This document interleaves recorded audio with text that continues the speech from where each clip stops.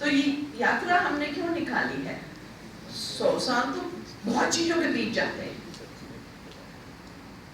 और हमारी पूरी टीम, उसमें मैं इंट्रोड्यूस करना चाहूंगी। दरबान हैं, चंद्रशेखर हैं, नेहा हैं, यहाँ आपके नलिकांत हैं, हमारी भारती हैं, शानी हैं, चंद्रशेखर को बताया, और दिनेश हैं और इंद्रशेखर हैं। हम इसलिए निकले कि पिछले 30 साल से हम लोग खेती के संकट पे काम कर रहे हैं। पहले तो जब मैंने शुरू किया तब संकट आया नहीं था, पर दिख रहा था आएगा। चंपारण में नील की गुलामी के खिलाफ सत्याग्रह हुआ। नील की गुलामी मतलब जबरदस्ती नील उगाओ, तरह तरह के टैक्स दो, अपने लिए रोटी नहीं बनाओ, खलिहान खाली, और नील की फैक्ट्रीज भरी, और इंग्लैंड प्रॉस्पर कर रहा था और भारत गरीबी में जा रहा था।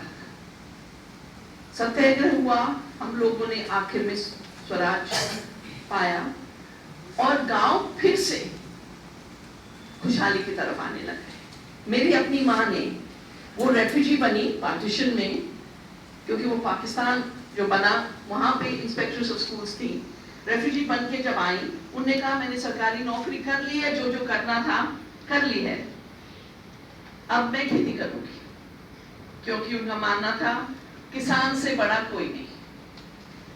तो माँ, हमारे पिताजी बहुत सीनियर गवर्नमेंट ऑफिसर होते थे, तभी भी माँ की खेती की कमाई ने हम लोगों को स्कूल कॉलेज भेजा, क्योंकि जस्टिस और न्याय था खेती के लिए।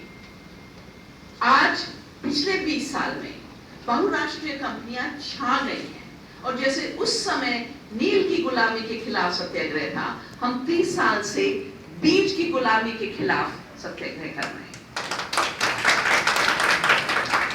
इंस्टीट्यूशनलाइज भी नहीं हुई थी। मैं मीटिंग में थी जहां ये पुरानी कंपनियां, जिनको हम पॉइजन कार्टेल कहते हैं, आप लोग ये नाम पहचान लो, कहीं भी रासायनिक है खेत में, इनका है, कहीं भी बीज किसान खरीद रहा है। और डॉक्टर प्रेम वर्मा पीछे बैठे हैं, ब्रिज किशोर जी के ग्रैंडसन। आज वो दोपहर में हम लोगों का और फंक्शन है, आप सबको न्योता है, वहां आइए, जहां हम चंपारण सत्याग्रह में पार्टिसिपेट जिनने किया था उनके डिसेंडेंट्स को ऑनर करेंगे। तो उनने कैलकुलेट किए हैं कि आज बीज किस रेट पे बिक रहे हैं। नवदानिया मैंने 30 साल पहले इसलिए शुरू किया था कि जब देख रही थी कि ये जहर बेचने वाले अब बीज पे भी काबू करना चाहते हैं, और बीज के पे काबू करने का तरीका 3 है। पहले छोटी छोटी कंपनियों को खरीद लो। मैं एक आपको डायग्राम दिखाती हूं। आज बीज का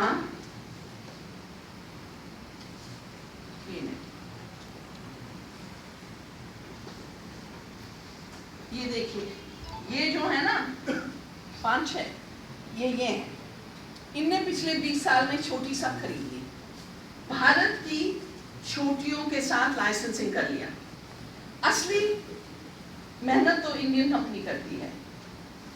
अब ये जो 5 थी, ये मिलके 3 बन रही है,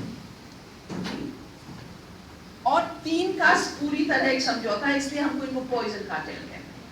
तो जहर बेच दिया, बीच में पेटेंट करने की कोशिश करती है, हमने रोका। इस देश के कानून पेटेंट बीच में नहीं होने देते। आर्टिकल 3J लिखने में मेरा कंट्रीब्यूशन था। हमारा किसानी हक बीज का, फार्मर्स राइट्स, उसके लिए उस समय में चतुराचरण मिश्र जी, हाँ, वो एग्रीकल्चर मिनिस्टर होते थे। उनने कमेटी बनाई WTO लॉज को इम्प्लीमेंट करने की। हमने कहा स्यू जनरस ऑप्शन है, हम स्यू जनरस लेंगे, और भारत का किसान ने बीज उन्नत किया है, भारत के किसान का पहला बीज का हक है। तो भारत एक देश है जहां उनकी वजह से, उनके इनिशिएटिव की वजह से farmers rights act, plant variety protection farmers rights act है। तो हमने कानूनों में देखभाल कर ली 20 साल पहले लड़ के, पर वो तोड़ने की साजिश है आज। सैडली, चाहे ओबामा हो चाहे ट्रंप हो, हमारी सरकार टोपी नीचे जाके रख देती है, जाइए कहिए हजूर कौन से कानून बदले।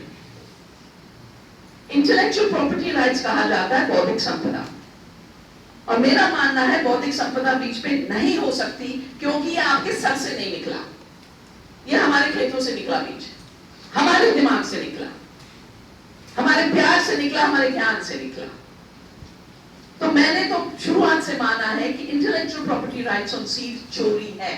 जिस तरह अंग्रेजों ने चोरी का लगान लगा के भारत के किसान को एक दरिद्रता में डाला था, और एक बहुत ही प्रॉस्परस देश को जो 25% होता था ग्लोबल इकोनॉमी का 2% बना दिया था। आज जो हम ग्रोथ देखते हैं, बड़े खुश होते हैं, वो ग्रोथ भारत के किसान के लिए नहीं है, वो बहुराष्ट्रीय कंपनियों का ग्रोथ है, पर उसे नेशनल स्टैटिस्टिक्स में गुण लेते हैं। और मैं तो चाहूंगी, क्योंकि यहाँ आप लोग बैठे हैं, आप लोग एजुकेशन से जुड़े हैं, कि इकोनॉमिक्स को हमें स्वदेशी इंटरप्रिटेशन देना पड़ेगा, न्यू लिबरल इकोनॉमिक्स को सिखाना बंद करना पड़ेगा। और बिहार में बार बार, चाहे वो जेपी का समय है, उसके पहले चंपारण हो, उसके पहले बुद्ध जी निकले यहाँ से, इस मिट्टी ने बार देश को, जब देश गुमराह होता है, अंधेरे में जाता है, तो छोटी सी लाइट यहाँ से आई है। तो 2 चीजों को करना होगा हमको यहाँ पे।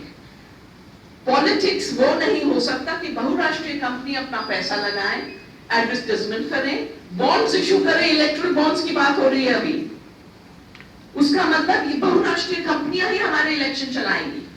पैसा ही चला रहा है आजकल, पैसा कितना उतना शोर होता है, पैसा नहीं है तो you can be the best politician in service of people. और मीडिया पूरी तरह, मैं अभी आई थी गांधी जी वाले कॉन्फ्रेंस में बिहार सरकार की, अभी जब मैं निकल रही थी नहा के होटल से, भरा हुआ था हमारा होटल स्वतंत्रता सेनानियों से जिनको ऑनर होने वाला है। क्या नेशनल टीवी पे 1 मिनट आएगा? ये शक्लें जिन्होंने अपनी पूरी जिंदगी दे दी इस देश के लिए, टीवी पे तो आएगा 3-4 इंसान, एक यहाँ गए, आज यहाँ गए, आज यहाँ गए, आज यहाँ गए। वो देश नहीं है। एक इंसान का travel is not the story of this country. The story of the country is every child जो आज 50% कुपोषित है। 50% children of this country are severely malnourished. हर चौथा भारतवासी 250 million are hungry. 3,10,000 farmers have committed suicide because of the lagans and जबरदस्ती वाली खेती। जैसे नील के समय जबरदस्ती थी, आज जबरदस्ती है, हमारा ही तुम लोग रासायनिक, हमारा ही लोग बीज, और जब कैंसर होगा तुमको बीमारी केमिकल्स की वजह से, तो हमारा ही लोग दवाई, यही कंपनियां दवाई भी बेचती हैं। तो अगर उस टाइम ब्रिटिश राज के खिलाफ लड़ाई थी, तो वही ब्रिटिश राज का नया रूप आज कॉर्पोरेट राज है, कंपनी राज, जिसको ग्लोबलाइजेशन भी कहते हैं, न्यू लिबरलिज्म भी कहते हैं। दुख की बात है, नीति आयोग एक प्लानिंग कमीशन बहुत भारी ढांचा था।